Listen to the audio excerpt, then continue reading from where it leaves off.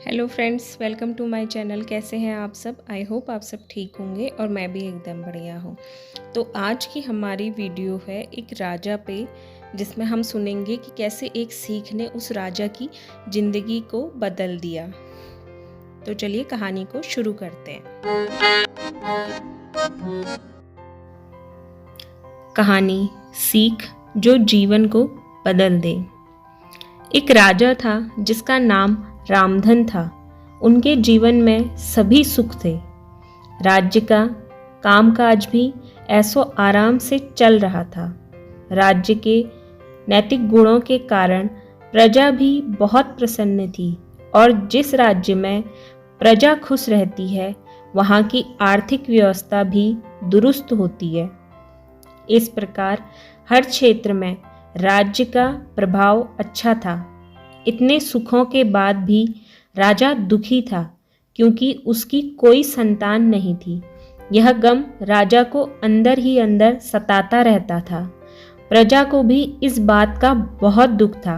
वर्षों के बाद राजा की यह मुराद पूरी हुई और उसे एक पुत्र की प्राप्ति हुई।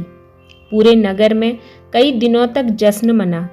नागरिकों को राजमहल में दावत दी गई। राजा की इस खुशी से प्रजा भी झूम रही थी। समय बीतता जा रहा था। राजकुमार का नाम नंदन सिंह रखा गया। पूजा पाठ एवं इंतजार के बाद राजा को संतान प्राप्त हुई थी, इसलिए उसे बड़े लाड़ प्यार से रखा जाता था। लेकिन अति किसी बात की भी अच्छी नहीं होती। अधिक लाड़ ने नंदन सिंह को बहुत बिगाड़ दिया था। बचपन में तो नंदन सिंह की सभी बातें दिल को लुभाती थी, पर बड़े होते होते यही बातें बदतमीजी लगने लगती हैं। नंदन बहुत ज़्यादा जिद्दी हो गया था। उसके मन में अहंकार आ गया था। वो चाहता था कि प्रजा सदैव उसकी जय जयकार करे, उसकी प्रशंसा करे। उसकी बात न सुनने पर वो कोलाहल मचा देता था। बेचारे सैनिकों को तो वो पैर की जूती ही समझता था। आए दिन उसका प्रकोप प्रजा पर उतरने लगा। वो खुद को भगवान के समान पूजता देखना चाहता था। आयु तो बहुत कम थी, लेकिन अहम कई गुना बढ़ चुका था। नंदन के इस व्यवहार से सभी बहुत दुखी थे। प्रजा आए दिन दरबार में नंदन की शिकायत लेकर आती थी, जिसके कारण राजा का सिर लज्जा से झुक जाता था। यह एक गंभीर विषय बन चुका था। एक दिन राजा ने सभी खास दरबारियों एवं मंत्रियों की सभा बुलवाई और उनसे अपने दिल की बात कही कि वे राजकुमार के इस व्यवहार से अत्यंत दुखी हैं। राजकुमार इस राज्य का भविष्य है। अगर उनका व्यवहार यही रहा तो राज्य की खुशहाली चंद दिनों में ही जाती रहेगी। दरबारी राजा को सांत्वना देते हैं और कहते हैं कि आप हिम्मत रखें, वरना प्रजा निस्सहाय हो जाएगी।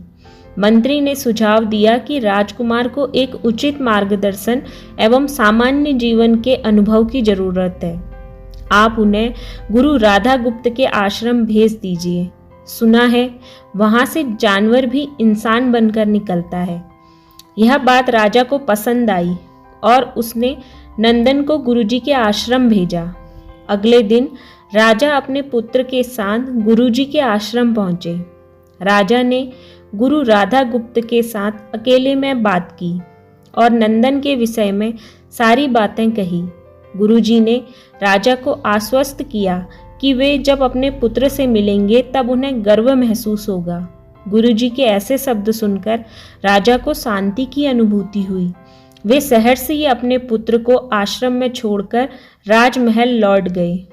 अगले दिन सुबह गुरु के खास चेले द्वारा नंदन को भिक्षा मांगकर खाने को कहा गया, जिसे सुनकर नंदन ने साफ इनकार कर दिया।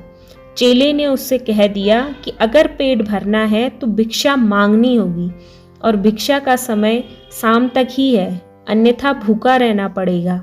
नंदन ने अपनी अकड़ में चेले की बात नहीं मानी और शाम होते होते उसे भूख लगने लगी, लेकिन उसे खाने को नहीं मिला। दूसरे दिन उसने भिक्षा मांगना शुरू किया।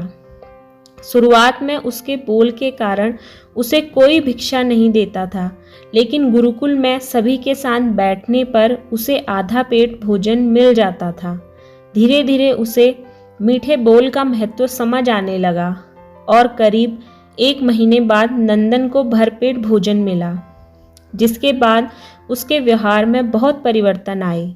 इसी तरह गुरुकुल के सभी नियमों ने राजकुमार में बहुत से परिवर्तन किए, जिसे राधा गुप्त जी भी समझ रहे थे।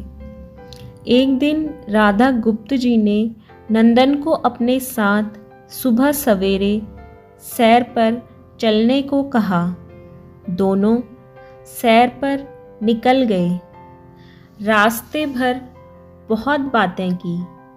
गुरुजी ने नंदन से कहा कि तुम बहुत बुद्धिमान हो और तुम में बहुत अधिक ऊर्जा भी है, जिसका तुम्हें सही दिशा में उपयोग करना आना चाहिए।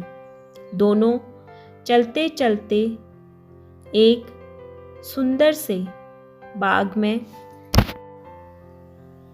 पहुंच गए, जहां बहुत सुंदर सुंदर फूल थे, जिनसे बाग महक रहा था। गुरुजी ने नंदन को बाग से पूजा के लिए गुलाब के फूल तोड़ने को कहा।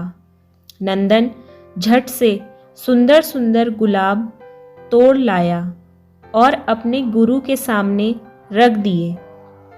अब गुरुजी ने उसे नीम के पत्ते तोड़कर लाने को कहा। नंदन वो भी ले आया। अब गुरुजी ने उसे एक गुलाब सूंघने को दिया और कहा, बताओ कैसा लगता है। नंदन ने गुलाब को सूंघा और गुलाब की बहुत तारीफ भी की। फिर गुरुजी ने उसे नीम के पत्ते चखकर उसके बारे में कहने को कहा। जैसे ही नंदन ने नीम के पत्ते खाए, उसका मुंह कड़वा हो गया। उसने उसकी बहुत निंदा की और जतर कतर पीने का पानी ढूंढने लगा। नंदन की यह दशा देख गुरुजी मुस्कुरा रहे थे। पानी पीने के बाद नंदन को राहत मिली। फिर उसने गुरुजी से हंसने का कारण पूछा। तब गुरुजी ने उससे कहा, जब तुमने गुलाब का फूल सूंघा तो तुम्हें उसकी खुशबू बहुत अच्छी लगी और तुमने उसकी तारीफ भी की, लेकिन जब तुमने नीम की पत्तियां खाई तो तुम्हें वो कड़वी लगी और तुमने उसे थूक दिया और उसकी निंदा भी की। गुरुजी से नंदन को समझाया, जिस प्रकार तुम्हें जो अच्छा लगता है तुम उसकी तारीफ करते हो, उसी प्रकार प्रजा में जिसमें गुण होते हैं उसकी प्रजा प्रशंसा करती है। अगर तुम उनके साथ दुर्व्यवहार करोगे और उनसे प्रशंसा की उम्मीद करोगे तो वे यह कभी दिल से नहीं कर पाएंगे। इस प्रकार जहाँ गुण होते हैं वहाँ प्रशंसा होती है। नंदन को सभी बातें विस्तार से समझ आ जाती हैं और वे अपने महल लौट जाता है। नंदन में बहुत परिवर्तन आता है और बाद में वो एक बहुत ही सफल राजा बनता है। तो दोस्तों, इस कहानी की शिक्षा ये है, मॉरल ऑफ द स्टोरी ये है, गुरु की सीख ने नंदन का जीवन ही बदल दिया।